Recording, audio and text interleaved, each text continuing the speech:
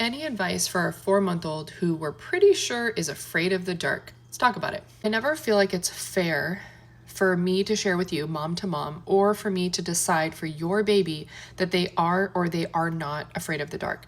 I can tell you in my 8 years of coaching and hundreds and hundreds and hundreds of babies, I've never suspected that a baby was actually afraid of the dark.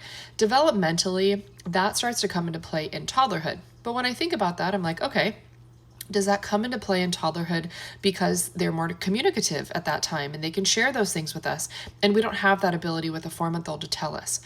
I generally feel that it is rarely that they're actually scared of the dark, or that, I'll hear a lot from parents like, I'm pretty sure that my child hates their crib.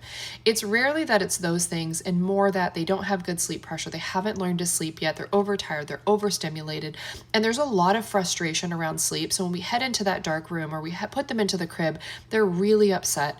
So I think oftentimes it's kind of the extra things around that may make us feel like they are scared of the dark. Then, in full transparency, I have families coach in dark rooms. Why? Because I want a non-stimulating environment, and 4-month-olds, which are kind of like, they're going through so many developmental shifts, it's kind of like a whole new world for them. They are very easily distracted, and light and too much light tells our bodies that we should be awake.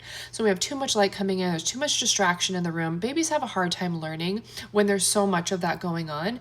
And coaching in a nice dark room helps inject a lot of sleep pressure into that environment itself.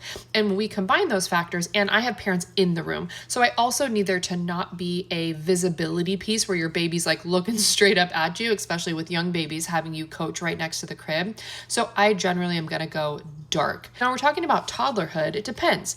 When we get into toddlerhood, sometimes there will be, if maybe we're in room coaching or we're not, but it's really normal for toddlers to have a little night light, like a soft glow in a corner.